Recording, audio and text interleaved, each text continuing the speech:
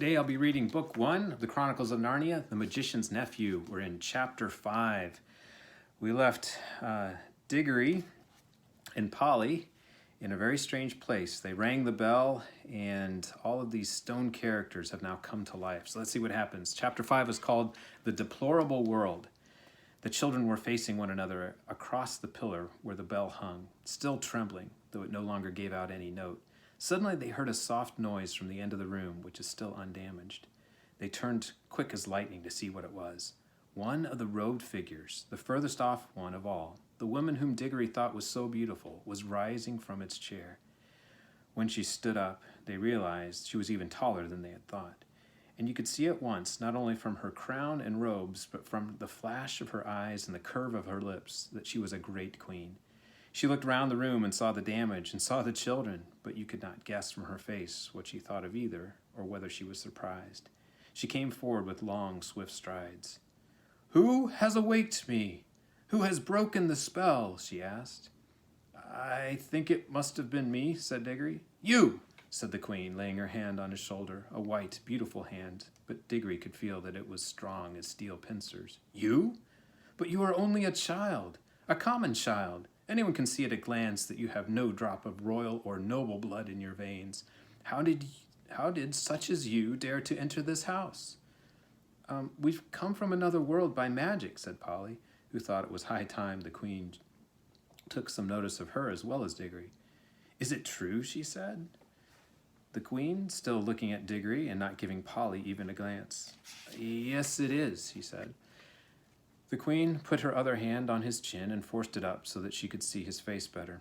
Diggory tried to stare back, but he soon had to let his eyes drop. There was something about hers that overpowered him. After she had studied him for well over a minute, she let go of his chin and said, "You are no magician. The mark of it is not on you. You must be only the servant of a magician. It is on another's magic that you have traveled here." "It was my Uncle Andrew," said Diggory. At the moment, not in the room itself, but from somewhere very close, there came first a rumbling, then a creaking, then a roar of falling masonry, and the floor shook. "There is great peril here," said the queen. "The whole palace is breaking up. If we are not out of it in a few minutes, we shall be buried under the ruin." She spoke as calmly as if she had been merely mentioning the day of time. "Come," she added, and held out a hand to each of the children. Polly, who was disliking the queen and feeling rather sulky, would not have let her hand be taken if she could have helped it. But though the queen spoke so calmly, her movements were as quick as thought. Before Polly knew what was happening, her left hand had been caught in a hand so much larger and stronger than her own that she could do nothing about it. "This is a terrible woman," thought Polly. "She's strong enough to break my arm with one twist. And now that she's got my left hand, I can't get at my yellow ring. If I tried to stretch across and get my right hand into my left pocket, I might be able to reach it before she asked me what I was doing. Whatever happens, we mustn't let her know about the rings. I do hope Diggory has the sense to keep his mouth shut. I wish I could get a word with him alone." The queen led them out of the Hall of Images into a long corridor, and then through a whole maze of halls and stairs and courtyards. Again and again they heard parts of the great palace collapsing, sometimes quite close to them. Once a huge arch came thundering down only a moment after they had passed through it. The queen was walking quickly. The children had to trot to keep up with her, but she showed no sign of fear. Diggory thought, "She's wonderfully brave and strong. She's what I call a queen. I do hope she's going to tell us the story of this place." She did tell them certain things as they went along. "That is the door of the dungeons," she would say, "or that passage leads to the principal torture chambers. Or this was the old banqueting hall where my great-grandfather bade 700 nobles to a feast and killed them all before they had drunk their fill. They had had rebellious thoughts." They came at last to a hall larger and loftier than any they had yet seen. From its size and from the great doors at the far end, Diggory thought that now at last they must be coming to the main entrance. In this he was quite right. The doors were dead black, either ebony or some black metal which is not found in our world. They were fastened with great bars, most of them too high to reach and all too heavy to lift. He wondered how they would get out. The queen let go of his hand and raised her arm. She drew herself up to her full height and stood rigid. Then she said something which they couldn't understand, but it sounded horrid. and made an action as if she were throwing something toward the doors. And those high and heavy doors trembled for a second as if they were made of silk, and then crumpled away till there was nothing left of them but a heap of dust on the threshold. "Whew," whistled Diggory. "Has your master magician, your uncle, power like mine?" asked the queen, firmly seizing Diggory's hand again. "But I shall know later. In the meantime, remember what you have seen. This is what happens to things and to people who stand in my way." Much more light than they had yet seen in that country was pouring in through the now empty doorway, and when the queen led them out through it, they were not surprised to find themselves in the open air. The wind that blew in their faces was cold, yet somehow stale. They were looking from a high terrace, and there was a great landscape spread out below them. Low down and near the horizon hung a great red sun, far bigger than our sun. Diggory felt at once that it was also older than ours, a sun near the end of its life, weary of looking down upon that world. To the left of the sun and higher up, there was a single star, big and bright. Those were the only two things to be seen in the dark sky. They made a dismal group, and on the earth, in every direction, as far as the eye could reach, there spread a vast city in which there was no living thing to be seen.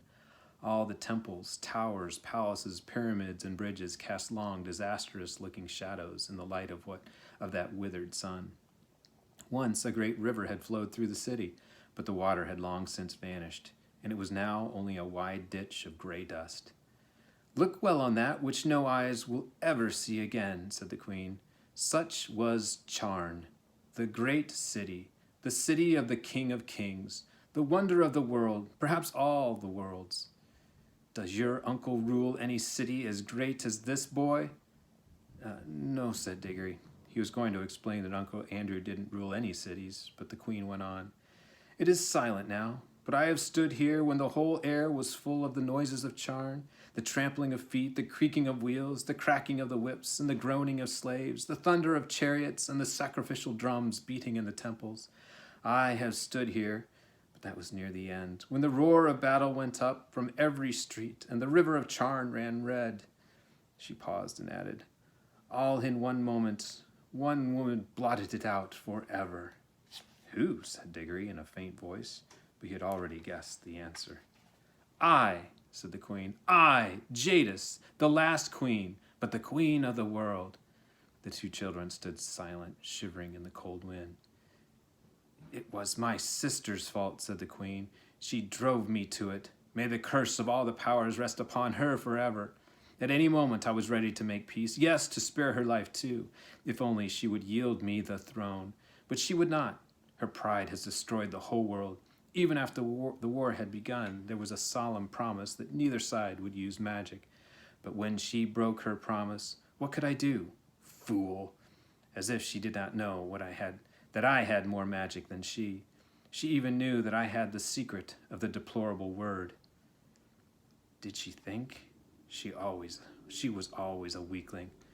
That I would not use it? What was it? Said Diggory. That was the secret of secrets, said the queen. It had long been known to the great kings of our race that there was a word which, if spoken with the proper ceremonies, would destroy all living things except the one who spoke it. But the ancient kings were weak and soft-hearted and bound themselves and all who would come after them with great oaths never even to seek after the knowledge of that word.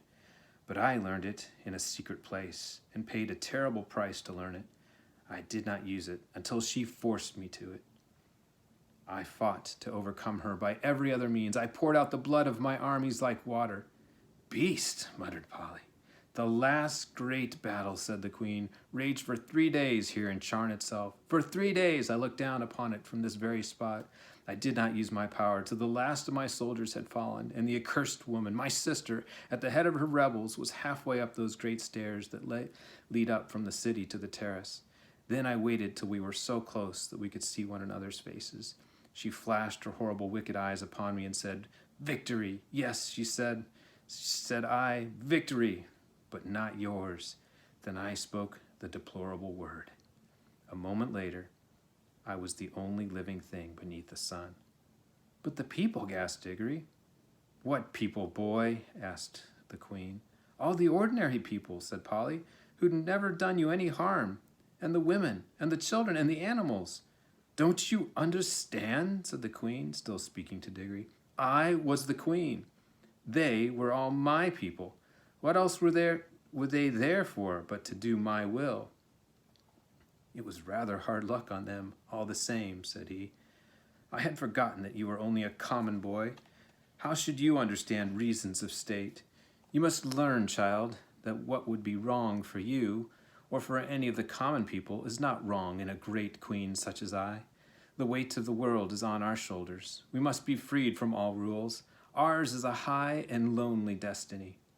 Diggory suddenly remembered that Uncle Andrew had used exactly the same words, but they sounded much grander when Queen Jadis said them, perhaps because Uncle Andrew was not 7 feet tall and dazzlingly beautiful. And what did you do then? Said Diggory.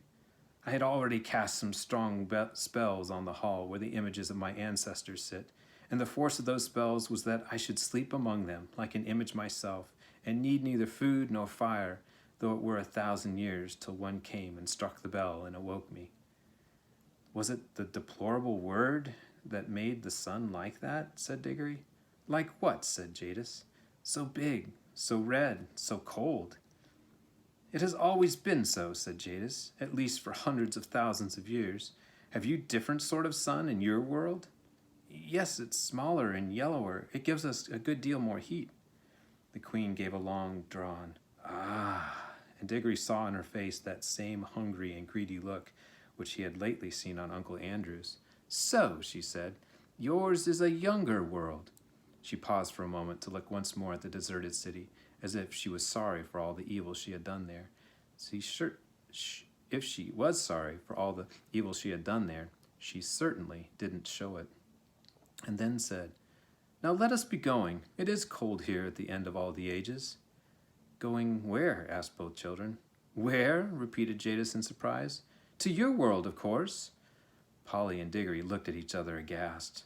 Polly had disliked the queen from the first, and even Diggory, now that he had heard the story, felt he had seen quite as much of her as he wanted. Certainly she was not at all the sort of person one would like to take home, and if they did, they didn't know how they could.